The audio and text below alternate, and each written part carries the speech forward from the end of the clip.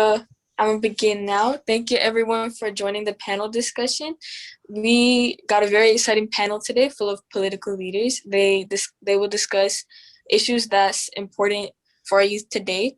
Everyone heard the survey results earlier, focused on leadership and improving the educational system and whatnot.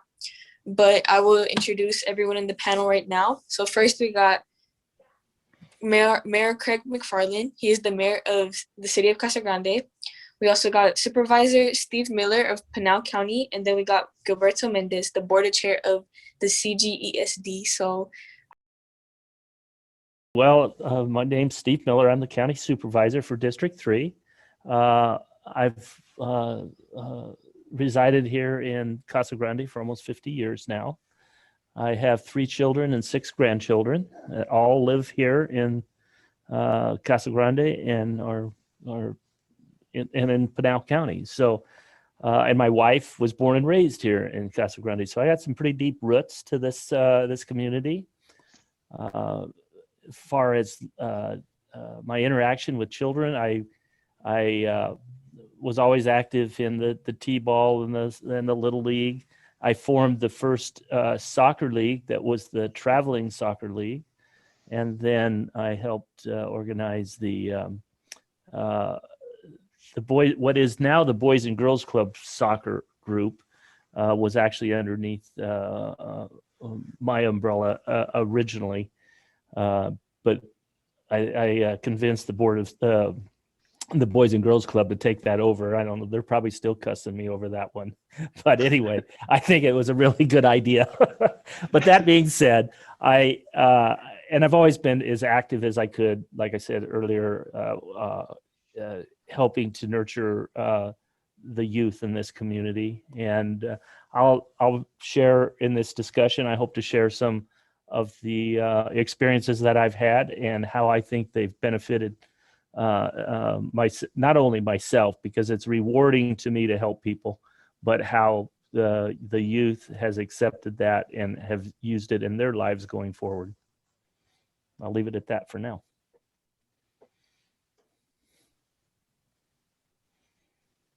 My name is Craig McFarland. I'm the mayor of the city of Casa Grande, and I have been mayor since 2016. So I'm on my third term, my third 2-year term, and I've lived in Casa Grande for a little over 16 years now, and came here from a company called Anheuser-Busch, and then I took a job with a local distributor here that covers Pinal County. So that's how I ended up in Casa Grande, and I retired from that in 2015, and then decided to run for mayor after that. So it's been rewarding, been a challenge. This last year has been a big challenge. I know it has been for everybody, and so we've continued to move forward. The city never shut down, and our offices remained open. We did send some folks home, but we have maintained the staff that we had all for the entire year, for the last year. So it's been an interesting process. We've survived pretty well, actually. We ended up with a record number of new homes permits this last year, and we continue to see improvements in our tax collections. So our revenues are up. And if you'd have told me that a year ago when we shut everything down, I would have told you were crazy. So it's been, like I said, a crazy year, and we're looking forward to, working and having a further discussion with the youth of Casa Grande. Thank you. My name is Gilbert Mendez. I serve as the governing board president for the Casa Grande Elementary School District. I love living here in Casa Grande. Half of my life was in Eloy, the second half in Casa Grande. I love the community, super safe, just perfect all around. I currently work for Abbott Laboratories. I'm a data analyst there for their nutrition division and global supply chain. And so look forward to being part of the panel and talking education, talking about workforce, etc. So the first question would be, when making decisions about policy that involve youth, how do you usually go about incorporating youth voice into the process? We can go in the order of the people on my screen. So first it would be Mr. Miller. Okay. Well, you certainly need to find some type of conduit to bring the youth in during those types of discussions. When you're doing a policy, if you're going to set policy, be it for a governing body or even some kind of a sports league or a dance studio, you have to really want to make sure that you understand what their expectations are. So, how you do that, I think there's multiple ways. I mean, you can have one-on-ones or bring groups together, but it's certainly, you don't want to set policy, and this is for anything, if you're not including all the voices that are going to be affected by that policy being set forward. So, it sounds simple, but it's communication, and it's communication with the audience that's going to be affected by the policy. And that really kind of goes across everything. So, I mean, I just would reach out to whoever I thought that group was, be it elementary schools or other organizations, where you can hear and find out what their expectations of this policy might be.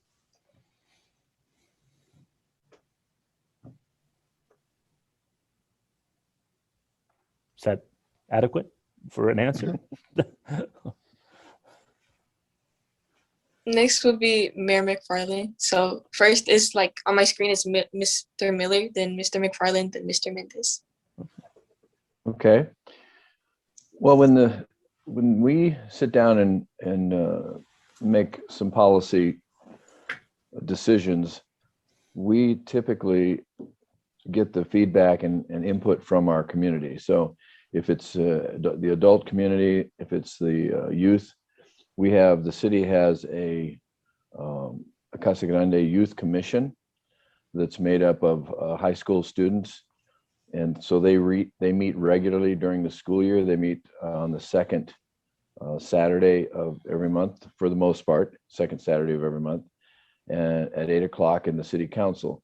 So we use that commission as a sounding board for a lot of our, any policy that we're going to move forward with the community.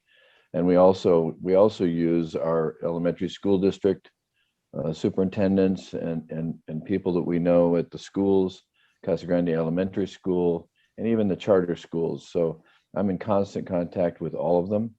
And anytime we sit down and we want to make some changes or adopt some policies, even when it came to COVID-19, we communicated with all of those groups and made sure that we were going in the right direction, because it's always good to get input from other people. And so that's kind of how our city council operates. We listen, and then we also then try and make the right decision for the right reasons. That's it.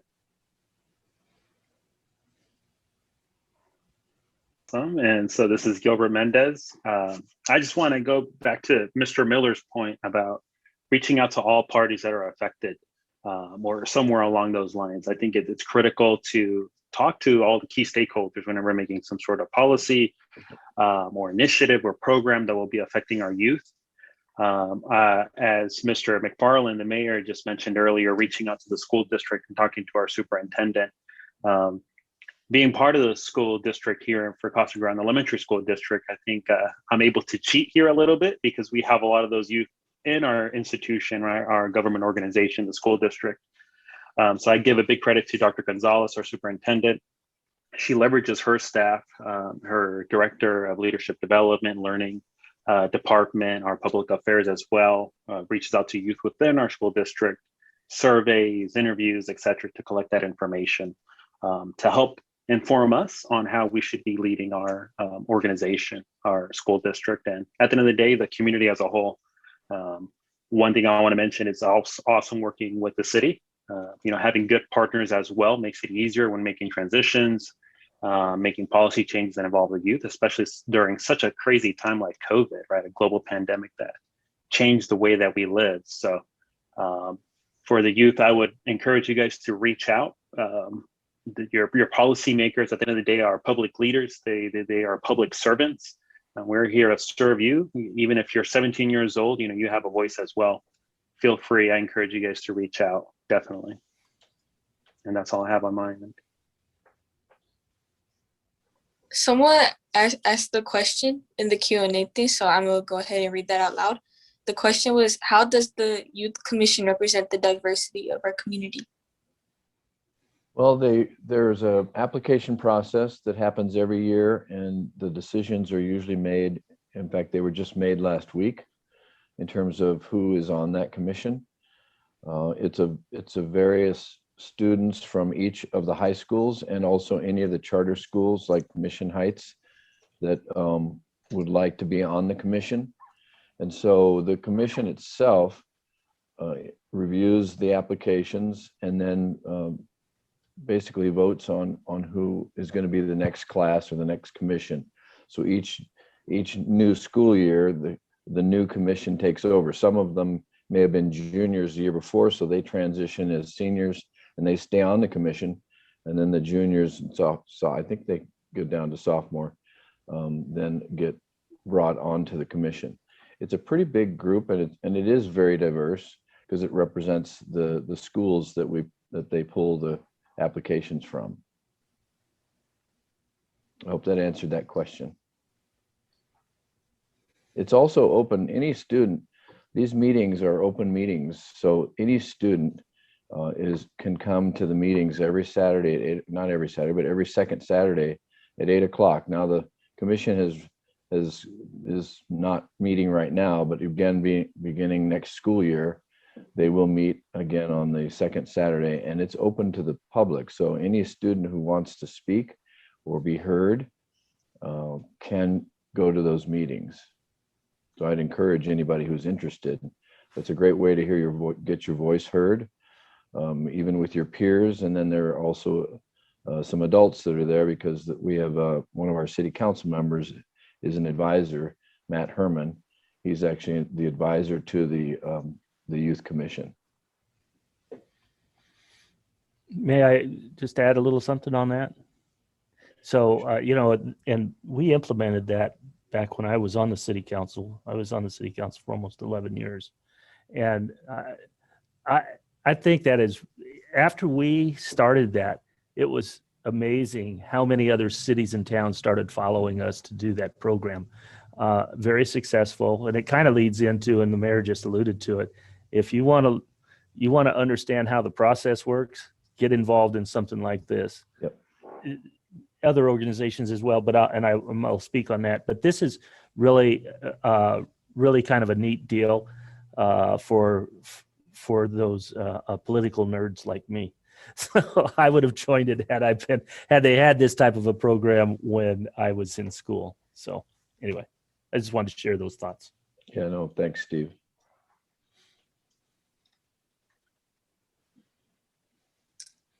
Would Mr. Mendez want to add anything, or? Oh, I think they covered it. All right, then we can move on to the next question. The second question was, if a youth wanted to share their thoughts and opinions with political leaders about issues with political leaders, what would you encourage them to do? Call their political leader. And I mean it. I mean, over the years, I've had high school students contact me about different things. And one used to bug me all the time. I won't mention his name because I don't want to embarrass him, but he is now a general contractor in this town. So I appreciate that. I want to hear from people, and I'm very approachable. And I know that I've done some speaking to classes at high schools, and in particular Mission Heights. I have a daughter-in-law that teaches there. But it's amazing after I speak there how many of them do reach out to me either through email or questions, phones, when they're doing another report or something.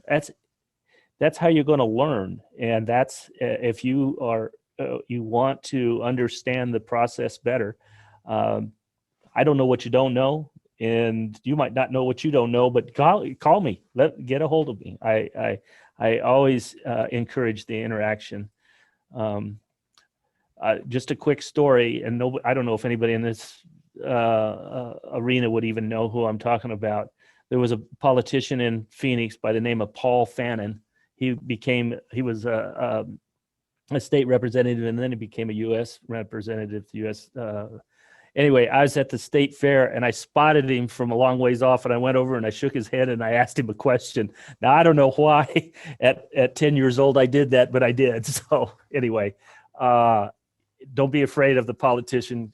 Ask questions, and that's the best way to do it, is just to contact them. Yeah, and as far as as far as the city is concerned, all of your city council members will listen. That's what we do. We get emails, we get phone calls. I mean, I'm probably on several people's speed dial with their cell phone because I know I get called all the time. And usually it's the same people, but that's okay, because then you hear from the community and you hear what's going on. And that's our job. Our job as elected officials is that we were put there to represent the people. And if you don't listen to the people, then you're not representing the people. So whether you agree with the question or opinion, it really is irrelevant. You still need to know what your community is thinking. Again, using the youth commission is also an option. Those meetings are open, and you can go and be heard in those meetings. You can send emails. My email is posted. It's on the city's website. Every city council member's email is posted on the website. So I would encourage anybody, if they have some opinions or if they have something that they would like an answer to, just write us, send us an email or call the city hall, and they'll get you an answer. That's right. And then for the Casa Grande Elementary School District, just like Mr. McFarland mentioned, our emails as well are on our website.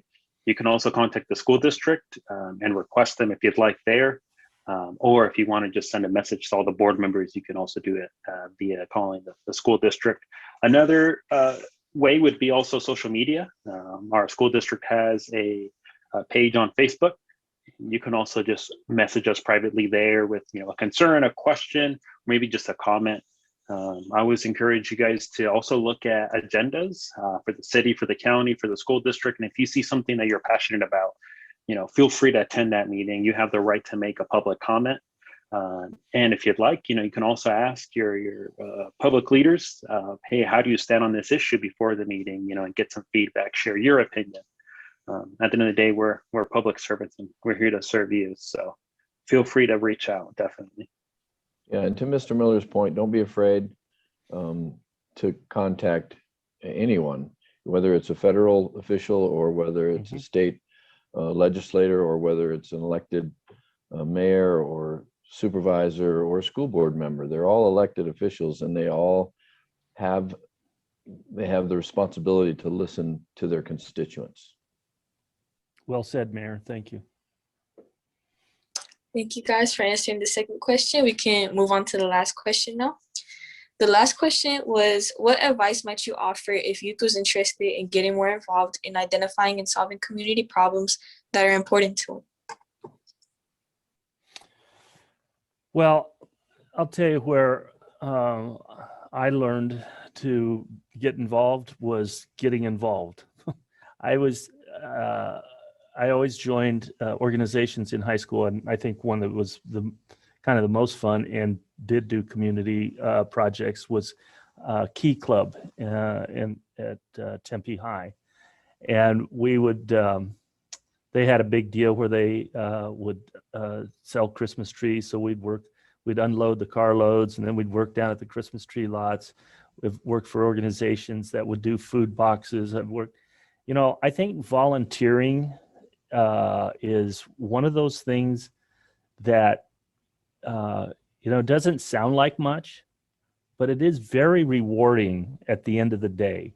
And I think that that's really kind of the key to why you want to, if you're interested in getting involved in identifying your community, that's what you want to do. You want to be out there, and volunteering is one of the ways to observe what's the real community like. And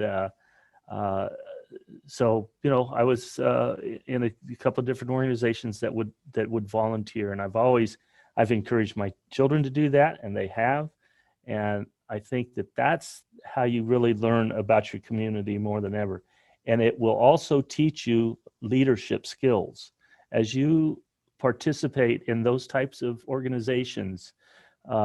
It helps you hone those skills to just to be a part of this community. I always taught my kids, you'll never get back more than you put into it, and if you want to get something back in life, you're going to have to put in. And I think volunteering is one of the great things. And I learned it from my parents. So I tried to pass it on to my children. That's, I think, the key to identifying the things that are going on in your community. Yeah, well said, Steve. And I would echo what Mr. Miller said. There are so many ways that you can get involved, and when you get involved, then you help your community. And also when you get involved, you see where the needs are. So, sometimes there are needs, and most people don't even know that they exist. But if you get involved in a charity, if you volunteer, to Mr. Miller's point, there's actually a site that you can go to that's called justserve.org. And it's a website, justserve, it's all one word, .org. And you can go on there, and they have you plug in your zip code 85122, and it'll list all of the volunteer opportunities that are in that area that people have put on that website. Everything from the St. Mary's Food Bank to praying for our police, to Pinal Juvenile Court, CG Helps, which is our homelessness effort, and a resource center that we have that's right next to Whataburger, and I bet most people don't even know that it's there. But there's volunteer opportunities there, and that's one place that you can go. We have over 100 501c3 charities listed in the city of Casa Grande. So there are lots of opportunities to get involved in different charitable organizations, youth organizations. The Youth Commission is a great way to get involved. STEAM through your high school, the STEAM program is a great organization and a great way to get involved. Mr. Miller already mentioned Key Club, the city's boards and commissions. When you get a little bit older, don't be afraid. The city has about 9 different boards and commissions that people can volunteer for, and you just have to sign up when a board member's time is over. Then we put another person on there, but it's an application process, and all that's on the city's website. Boy Scouts, coaching, Girl Scouts, all of those things are great areas. Any coaching, helping with coaching if you're interested in sports. So there's a ton of different things that people can do. And like I said, if you get involved, then you can help community solve problems, because that's where you'll learn about it, and that's where you can help make a difference. For me, I started volunteering with my local church, the youth group. And number one, it kept me out of trouble. And number two, I was able to help other young people as I grew a little bit and got older, be able to be a bigger brother to some of the youth members in my church. So whichever church you go to, ask your pastor if you guys have a youth group and participate in that. It's always good to be, in a group of your peers and volunteer and help out. Then Mr. McFarland, he recruited me to serve and volunteer with the Boys and Girls Club. So that's also something I love to do. Sometimes after work, I go and help out with the Boys and Girls Club, and it's awesome. To Mr. Miller's point, when you go out and volunteer and you help others, it's rewarding, and it's not, you can't really describe it, but when you leave with a smile on your face, knowing that you made a positive difference. Yep. And sometimes you don't get paid for it, but you just know that you did something good for someone else. Did you say sometimes? You could All say the time. most of the time. I stand corrected, but yeah. But definitely, you know, I encourage you to get involved. So much help is needed, especially during COVID. You know, now that we're kind of exiting that COVID era, there's so much help, and you know, if you can just provide a little bit of hope, it can go a long way, definitely in our community. So stay out of trouble, as always. You know, volunteer and you know, reach out to us if you have any questions, need help with anything. We're here to help. Can I just add a little comment?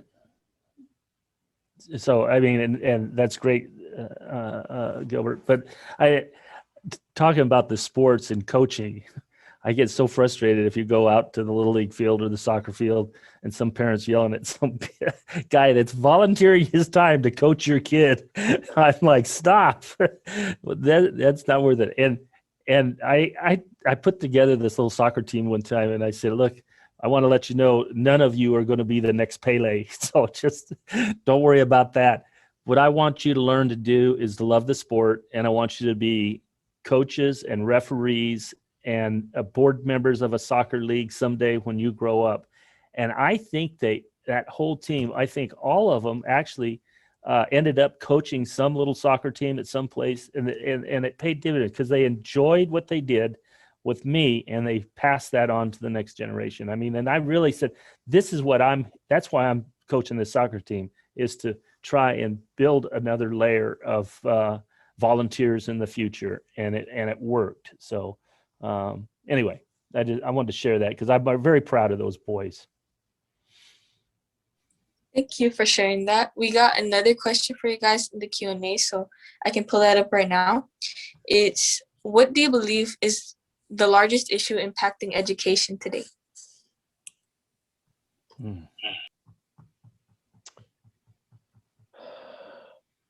Well, there's a couple things. I don't know. Yeah, I think there's probably a couple of different things, and they may be more in a social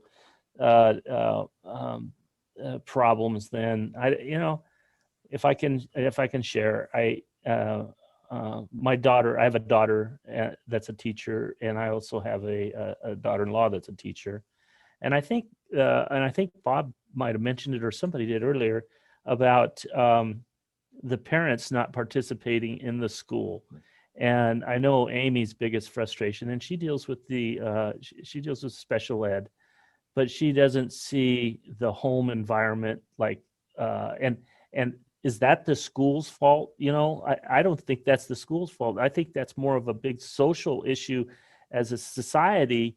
The education really does start at the home. And so we have to have more of a cohesive family unit, that nucleus of a family unit that understands the benefits of their child getting educated and to be a part of that program. That school is not some place to just leave your kid to be babysat all day. That's not the purpose of it. We could set up just nanny places if that's what you wanted. I think that's one of the other things. As you get older in school, I think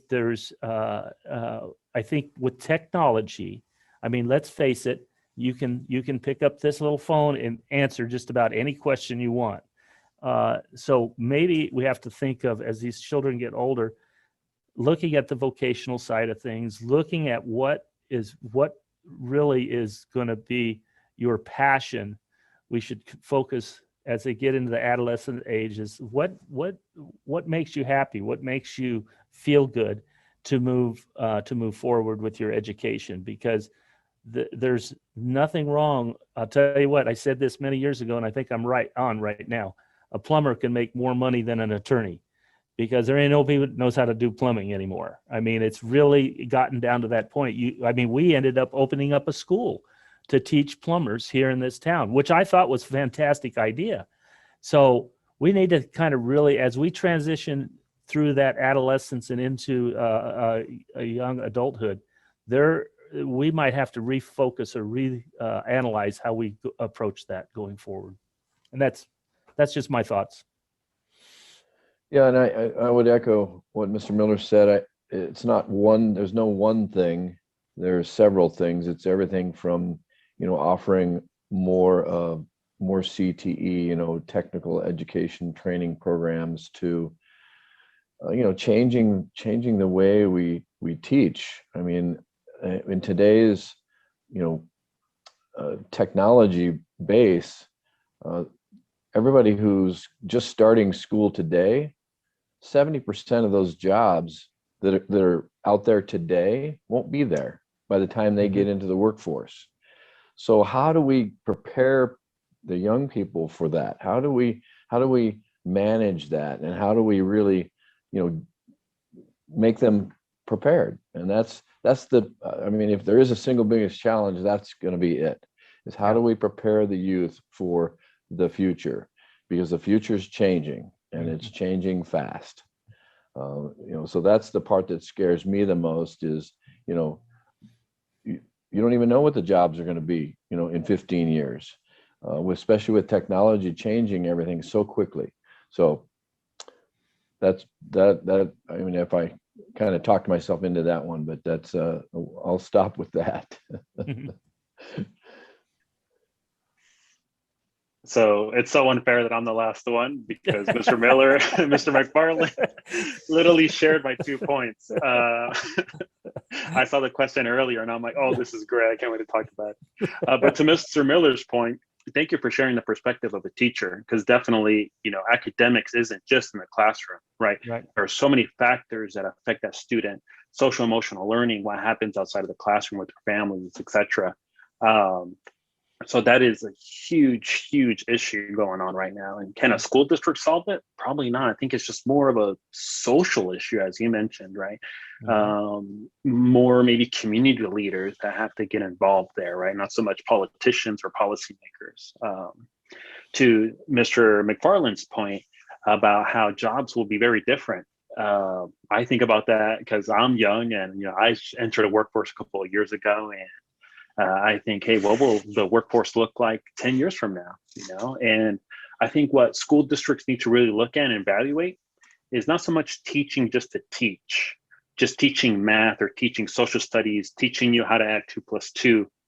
It's also that critical thinking side of teaching students how to learn by themselves. Because at the end of the day, if you learn computer science right now, it may change in 20 years with machine learning, artificial intelligence, algorithms, etc.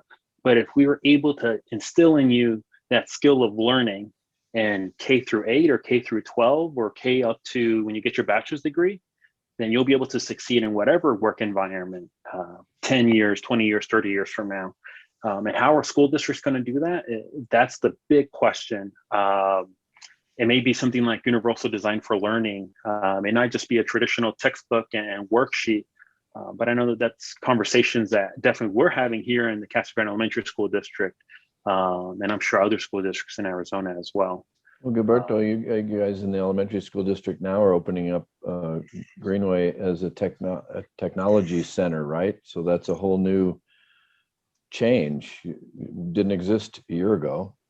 So exactly. I mean, that's just one example of how quickly things are changing. Yeah. And with COVID hitting us, I think, it was a pandemic that destroyed many lives. Many people passed away.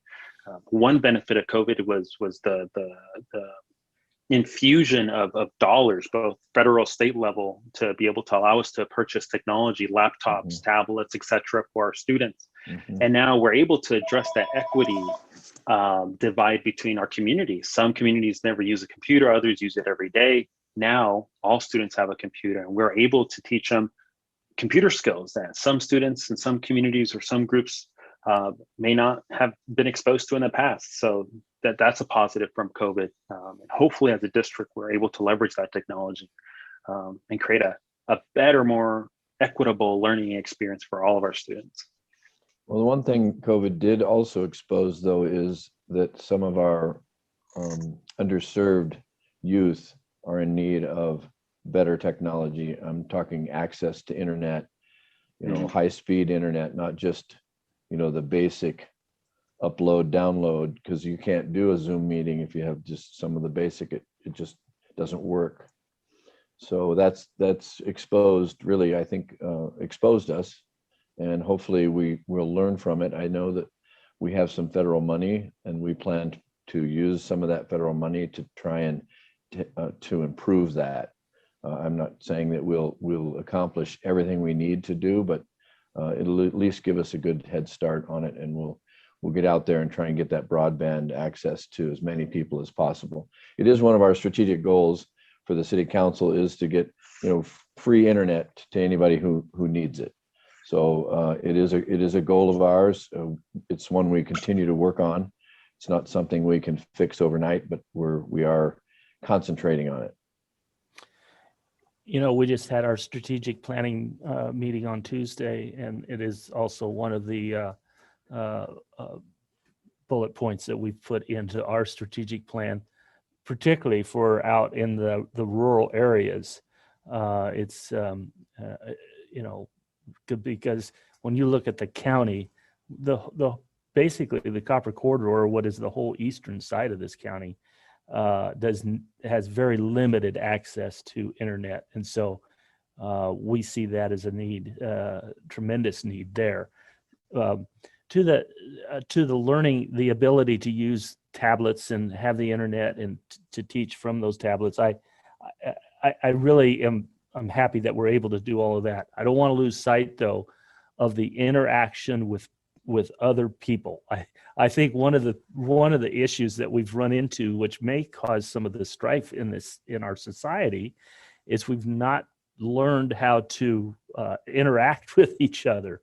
I mean, part of the sporting learning is learning how to, one, work as a team, and two, which I say is more important, learn how to lose a game and not think that the world has come to an end.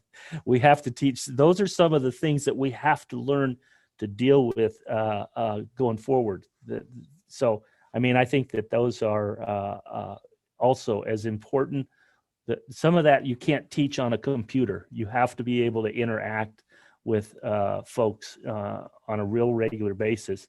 And I think lots of times when I find issues within communications on projects, I was a general contractor for years, and when I gets all boiled down, I was like, holy cow, the only problem here is you two aren't talking, so you need to get people together to have them understand how to communicate with each other and with a group. I think that was even in there, how to communicate with groups. That's such a good point. Soft skills are probably as important as your academic professional skills. They are. And you definitely cannot get that over a tablet. You can't get that over social media. And nowadays, we're always on social media. Definitely something that has to happen in the classroom at the end of the day. Yes. Or through volunteering. Yeah, that's that volunteering. That's that interaction with other people from other cultures, from other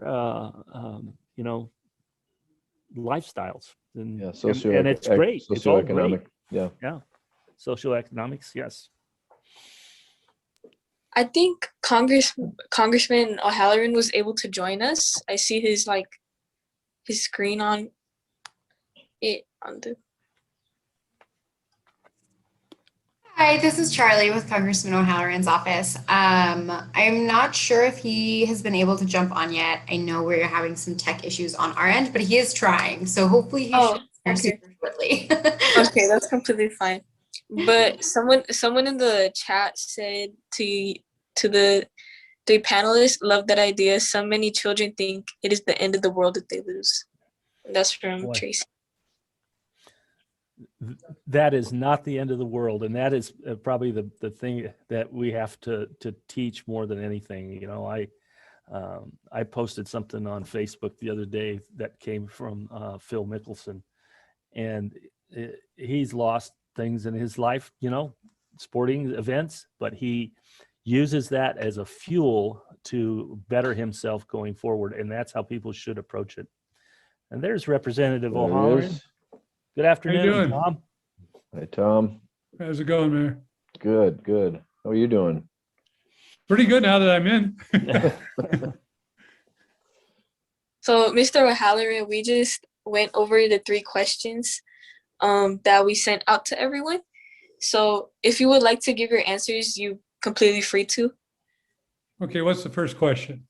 Okay, I will pull it up Well, right now. I think maybe on behalf of the Casa Grande Youth Alliance, maybe we'd love to welcome you to participating in our panel this afternoon. It's really, I think, a treat that you've taken some time out to join us today. So thank you so much. That's my honor. Thank you very much.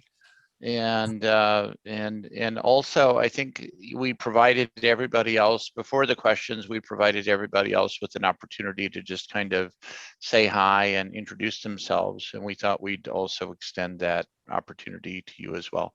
And thank you, Annika. I appreciate that. Hi, everybody. I'm Tom O'Halloran. I represent you in the Arizona's 1st Congressional District.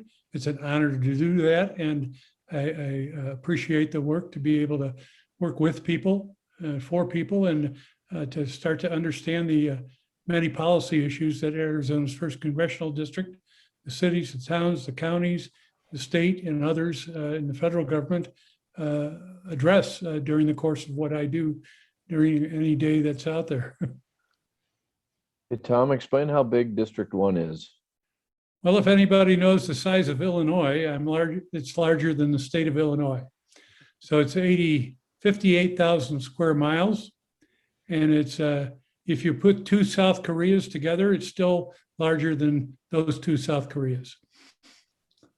And it runs from Colorado to almost to Mexico.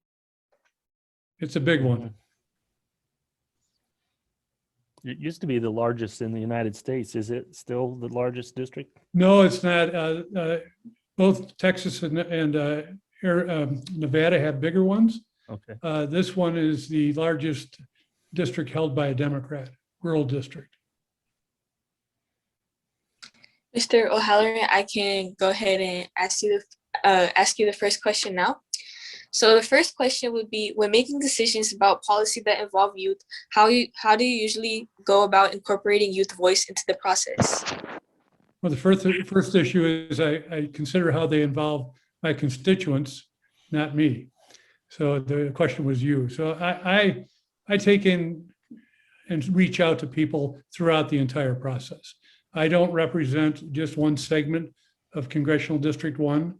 I address about the 780,000 people that are in that district, those that are, because of their age, can't vote, those that don't choose to vote, those that vote in either party, elderly, people that have special issues. You can't look at it as just choosing one segment of your district. In this case, I work with counties and state and local governments and on a consistent basis, chambers of commerce, schools, you name an organization in the district, and I've got to work with them. And school age individuals are part of our ongoing process to reach out to. Thank you for answering the first question.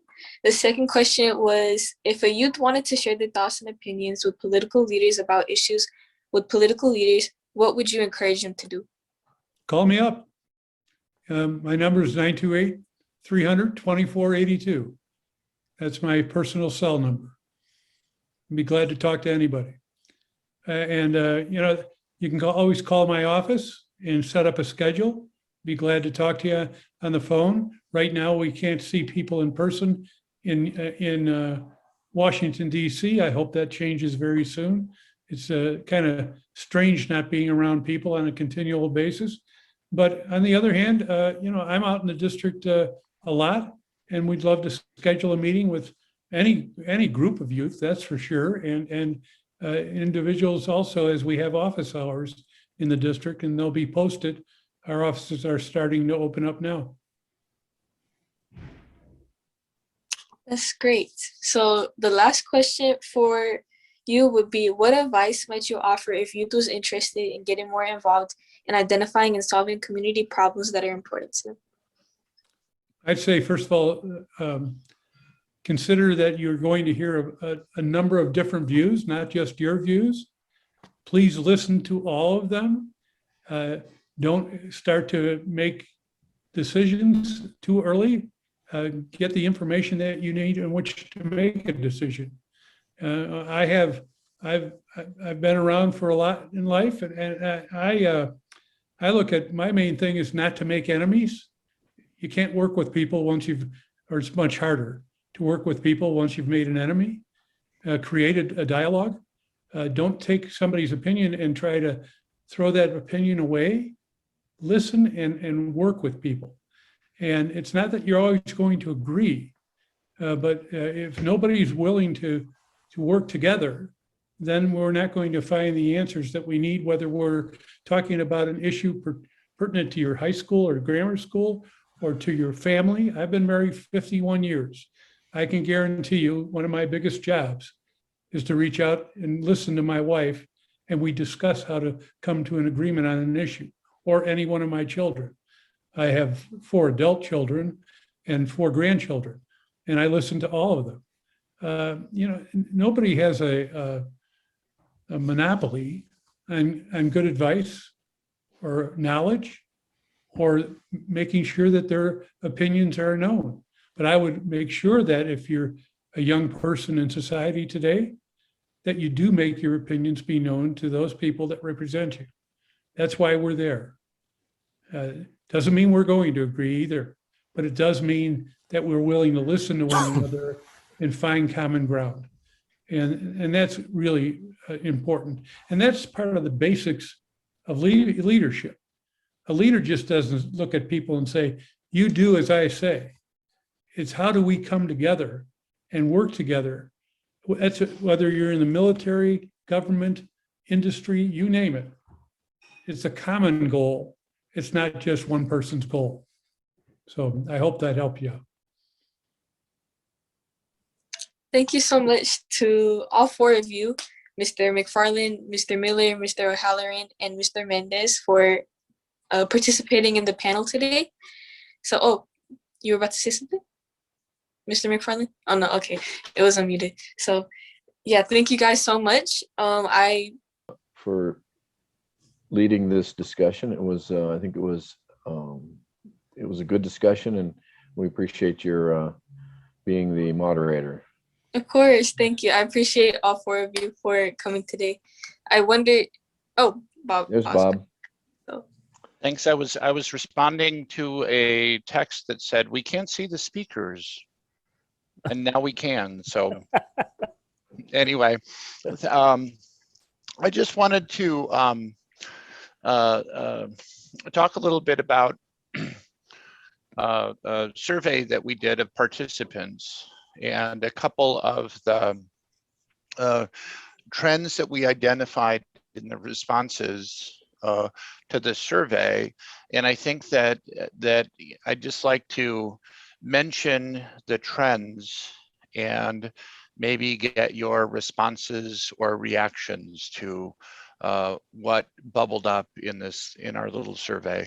And there were 3 most frequently mentioned issues that mattered the most to people that took the survey. And the 3 are access, equity, and violence. And I think that when they speak of violence, I think they're looking at more the kind of violence they're seeing on the national and global stage, rather than what's local here. So any reactions to those most frequently mentioned issues? Just off the top of my head, I mean, those certainly are in the news today. and because of the pandemic, have, I think, been accentuated, especially as far as access and violence and equity. I mean, I think all three of them are all interrelated. So access may be more about access to internet or to ability to get to school or that sort of thing. And obviously the other two are very closely related. So that's just my opinion on those. Tom, you have some thoughts? Yeah, I do. Thanks, Mayor. And I think the mayor is correct in that. I would take all three and put them together. I think the equity issue right now is being discussed across our nation on a daily basis, 24 hours a day. I think we all need to listen to it. It's a conversation that basically looks at the equality and how we are under our Constitution need to look at one another with respect, with the knowledge that we should listen to one another, that we don't look at somebody and stereotype them in any way, shape, or form. That we're, when I have people come into the office, and I know the supervisor does, and so does the mayor, we don't look at them and say, here comes an enemy. We look at them and say, how can we help? And then where can we find agreement? And that's what we have to do about this violence issue. We have to come to an agreement. We have to understand fully that the access part could mean I don't have access to a job. And I and my family are becoming very frustrated at this. Or it might be the equity issue. Why is everybody putting myself and others like me down? And that builds up these frustrations. And even within families that can occur. And violence, I've seen a lot of violence in my life, having been a homicide detective in Chicago. And I just don't understand it. All people have to do is look at their own families and say, would I treat somebody else differently than I do my own family? Would I want to, and there are people that are violent towards their own family. There's no doubt about that. But we as a society need to reach out as fast as we can to try to eliminate those problems and bring people together. And that requires a lot of the access that we're talking about now. When we have other fellow members of our society in trouble, and I know a lot of what we talk about in society is the nucleus is our families. Well, if our families are having trouble, our country's having trouble. So we need to find a way to address that. There's so many frustrations in this world. I know the mayor and the supervisor have been doing great work in a number of areas, homelessness and veterans and other areas, in order to make sure that we find a way to help people that are out there in society that are struggling. And families are one of those areas that's occurring, especially during this time of pandemic. And this flood of violence that we've seen lately, we should be much more proactive about addressing the underlying issues involved in that. And I know both of the mayor and the supervisor are constantly looking towards that goal, because they're in the same area that I am. We don't want this to be happening in our society, and we have to find a way out. Yeah, and I would agree with quite a bit of that. And Tom, you touched on a lot of things. And as an elected official, accessibility, and I don't know really, and anybody in this state, if they want to come see me about something, this door is open. I'm always made myself available, and I pride myself on that. Sometimes I don't understand the equity thing. I mean, I guess I want to make sure that everybody has the same opportunities. And I look at opportunities as being the key factor to what has made this country great over the years, because if that's the one thing that I know that our Constitution affords us is opportunity. If somebody's not being afforded that opportunity, I want to know about it. That is probably more crucial to me than anything, because you should have the ability and access to that opportunity anytime. The violent part, that is one that's difficult. As I look at those three things, sometimes I'm critical of staff when we do surveys lots of times, because I'll go, okay, I want you to go down to the next level. I want to go down one more. I want to understand what do they mean by violence? Is there fights at the schools? Is there fight at home? Is the violence just something you're seeing on TV? I need to know that to really understand how to fix it or to help.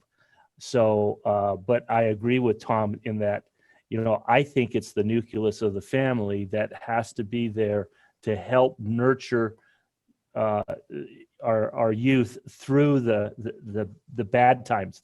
And I'm going to say pandemic, and it isn't anything to do with COVID. It's the pandemic of what is seen at times on TV as too. You got to be able to parse the truth from the fiction, and make sure everybody knows that that's not how life is supposed to be. And I bet, Tom, I mean, I can't imagine. I have a cousin that was a police officer. It was interesting. I was just telling somebody this morning, he's retired from the city of Tempe, but I asked him one time, man, is it scary, when there's something going on? He says the scariest scenes he's ever gone into has been domestic violence. He says, you never know what you're walking into when you walk into the right there. That could be what that child is referring to in those surveys. I don't know, but that's difficult to understand. And I'm sympathetic to every bit of it. And if there's anything that I can do to fix it or help, I want to. Sorry, I don't mean to cut in the survey result portion, but we got a question in the Q&A. Great. So someone asked, what are some of the most prevalent issues you noticed in your work in Arizona? What are some of the prevalent issues that we what? Sorry, let me read it again. What are some of the most prevalent issues you've noticed in your work in Arizona? Well, I don't know if anybody else wants to go first, so I'll jump in. The list is very long, and it's not just Arizona, it's the entire country. We have to the supervisor was identifying clearly that we need to identify what's affecting families the most. Part of that is employment, the ability to get an education in order for them to have the ability to look into see what our founders of this country looked at as equal opportunity. You have to have equal education.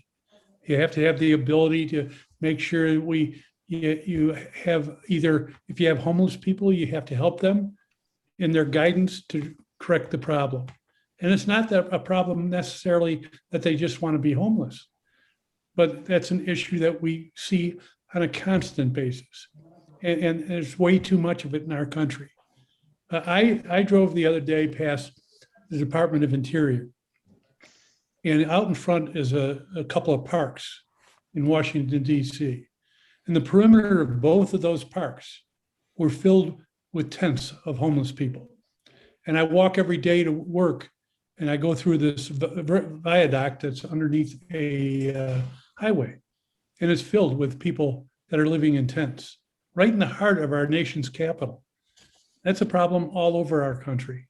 I see veterans that are living on, whether it's tribal areas or rural areas, that if they want to see a specialist, and members of our rural communities, they might have to drive 4 hours one way just to see that specialist.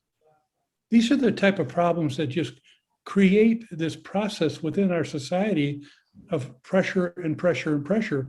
And that gets even harder to disperse as we try to find ways of addressing these issues. So the biggest issue right now is I would wish that everybody would take a breath and say, instead of believing the 30-second soundbite that you hear, or believing just what one person says versus the other, do your research. Identify if it is factual or not factual, and make your decisions based on your insight into it and how you feel, and not just what some perceived expert feels, because those types of thought processes need to be well-rounded and well thought out. Yeah, and I would totally agree with what Tom had to say, especially from a societal standpoint. But if you wanted to look at individual Arizona issues, it's everything from water to I-10 widening. I mean, if you live in Casa Grande, I-10 is becoming a choke point to our infrastructure. So there's a workforce and education. There's you could go on and on. The list is longer than we have money to fix. So it's a just an ongoing potpourri of things we could try and go after. We do have homelessness too, also in Casa Grande as well. So I mean, and veterans and veteran issues, and I think we're addressing a lot of the veteran issues, Right. but it's an ongoing process. But Mr. Miller, did you have anything you wanted to add? Yeah, as I was trying to think about the question, what have I seen? I've seen Arizona go from kind of a retirement and construction-based environmental community or state to we're slowly transitioning into this manufacturing, which I think is great because I think that we needed to do. With that type of growth, though, comes along all these other issues. I mean, they trend together. I hope that we can. And Tom hit on something. One of the things, Gilbert, one of the things I want them to teach is how to think for themselves. Learn how to parse through all the information and come to your own conclusion. Don't let people tell you what you're supposed to think. Learn how to think for yourself. That goes to the learning part. You're talking about how you want people to learn by themselves because as our society changes, they also need to know how to think for themselves. And so the veterans, anything I can do for a veteran. I mean, they have kept this country free with their service, and I sometimes don't think we do enough for them. And anybody that brings any kind of program to me, I support our veterans in any way, shape, or form that I can.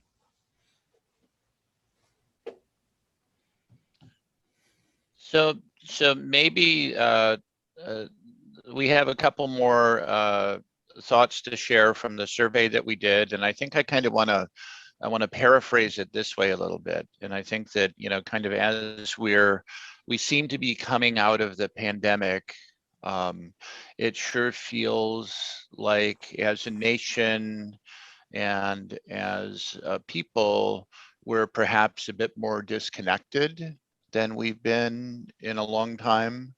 And also, it just feels like, maybe there's more stress in people's lives as a result of the disconnection. And we talked quite a lot about education earlier today. And one of the things that came up in the survey was more connections with caring adults. And many years ago, I attended Lawrence University in Appleton, Wisconsin, which was a very competitive liberal arts school, and their motto at Lawrence was warmth, more warmth. And it just feels to me like finding ways for kids to connect with teachers in classrooms and outside of classrooms and out in the community, and just finding how do we do a better job of making the time for each other as we're out in the community, and all of that kind of thing. I just I hope you kind of get where I'm going with this thinking, and I'm just wondering, as we come out of the pandemic, is there going to be any more emphasis on perhaps doing something to heal as a nation, as a community, as a people? Is there going to be more of a focus on that? I think there's a focus on it now. I mean, I think that we're trying, people are very keenly aware of the issues in some, especially in particular parts of the country. You know, mental health is at a critical point right now. I talk to our CEO at Banner Casa Grande all the time, and one of the biggest issues they're dealing with right now is mental health issues in the hospital. So, you know, if it's spilling over into the hospital, that it's pretty bad. When they start seeing it in their emergency, you know, departments. But as far as youth and adults, I think the best thing we can do is try and do more mentoring, try and be there, ask youth to volunteer, like we had that discussion earlier in this conversation. But for people to get involved, and I'm talking, you know, the parents at home, even for the kids to drag their parents into getting involved. But I think just, you know, the overall mental health of our community is probably at its worst that I've seen in my lifetime. And I don't think the pandemic helped at all. So that's, I think, just been an exacerbation on the situation. So I'm hoping that as we move through this, people get out. We're going to remove our required mask mandates effective June 1st in all of our city facilities. So that will be announced next week. I mean, it's been announced already, but we're going to officially change our proclamation and take the mask mandates off of city facilities. But asking people to still follow the CDC guidelines in terms of, if you haven't been vaccinated, that you please wear a mask. But we're going to follow the CDC's guidelines in that regard. But it's just it's an ongoing, and I'm hoping that as we open up and people get back to some what I'll call normalcy, whatever that new normalcy is, that you know, we'll get back to where you can hug somebody and you can feel like you're actually out there in the society instead of being cooped up behind a screen. You know, I think to your point, Bob, or to your statement there, I think we have to lead by example. And I think I certainly have tried to do that in my own personal life. Lori and I have been married for 44 years. We've tried to nurture our children in the same way. I think those things have to be taught. I'm glad the mayor kind of brought up the mental health part, because I think that there's that is a fragment or a piece of our violence. I think that's a piece or fragment of our homeless. I wish there was a way we could kind of maybe do more in that arena to really determine how that's affected. Certainly, if people, as I mentioned early in the meeting, stop interacting with people, they lose those skills. So we've got to nurture those skills back to where we participate in groups and respect everybody. I was at the Seattle airport the other day, and I have to say, I looked there at the cross section of that facility, every race, color, creed, religion, everybody in it. And everybody was getting along and everybody was behaving themselves. So I thought, well, this is a good trip. So I would just hope that would always be everywhere. I'm not so naive as to know that it will, but that is something that I think you have to lead by example, and you have to, if you have see somebody not acting appropriately, you should tell them not to act that way anymore, and point it out to your kids that person's not acting properly. There's nothing wrong with pointing out what's wrong. And so that's just my thoughts about it. And I try to, like I say, I try to lead by example. You know, this pandemic has put and it's been said time and time again, a spotlight on what some of the issues are within America. Some of the great issues that are in America. You saw the volunteerism and the people coming out to help one another. And some of the longer term issues that were maybe for the American people were a little bit under the cover. It's not a problem directly for my family, but we know it's out there. mental health, homelessness, all those other issues we've been talking about. And so, and your question goes to what can we do? And one of those things is America and every organization out there never has enough volunteers. And our communities don't have enough Said volunteers. that earlier. And the ability to be able to work with one another will bring internally to everybody that does that, it usually brings a sense, a warm sense, and a sense of being able to help others. And that will bring about a better community and a better country. And we have to fully understand that what this also brought out was the need that togetherness and working together helped us get to an end that, as the mayor just mentioned, we're starting to open up the city of Casa Grande and other elements within our society. With that, we still have to be cognizant of the fact that there's variants out there and other issues that we are taking a very aggressive stand on right now and have been for quite some time.